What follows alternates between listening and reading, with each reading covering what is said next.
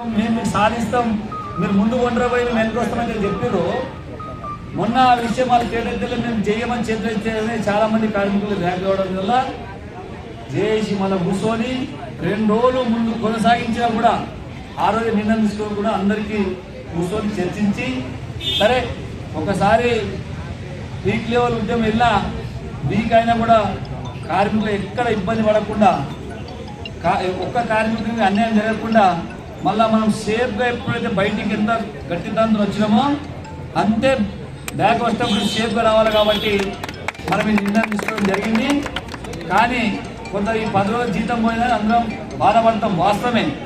కానీ మనం ప్రభుత్వం దృష్టిలో కానీ యాజమాన్యం దృష్టిలో కానీ మన యూనియన్ దృష్టిలో కానీ ఇంత ఐక్యతగా ఆర్టిజన్ కార్మికుడు అంటోడు 98% ఐక్యతగా ఉద్యమం చేసి ఈరోజు ఈ లెవెల్లో ఉన్నామంటే చిన్న విషయం కాదు.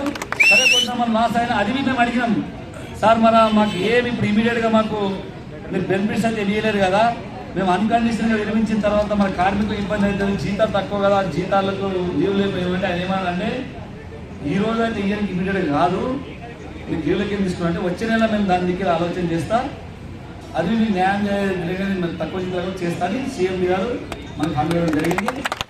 కాబట్టి ఎటువంటి అపోలు ఇప్పుడు మనకేం చేస్తారు, కుట్ర చేసిన నాయకులే మళ్ళీ మన మీద ఇన్సిడెంట్ చేయడం చూస్తారు, ఇది వాస్తవం. కాబట్టి మీరు ఇప్పుడు తిప్పిపట్టే అవసరం ఉన్నది.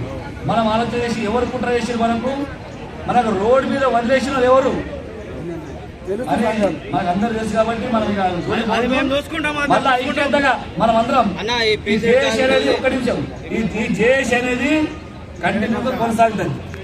అన్ని 6 డిమాండ్ల మీద ఏ డిమాండ్ వెనకపోతలేము. ప్రతి డిమాండ్కి డిపార్ట్మెంట్ దాని మీద తయారు చేస్తామని చెప్పింది. ఫైనాన్స్ పడాలి, ఇప్పుడు ఏ డిమాండ్ని ఫైనాన్స్ మీద పడే అవసరం లేదు, ఎందుకంటే ఆల్రెడీ ఉద్యోగం చేస్తున్నారు. ఇలా వాళ్ళకేమో అడిగినప్పుడు వాళ్ళు అన్ని వేరే చేసుకొని చేస్తామన్నారు.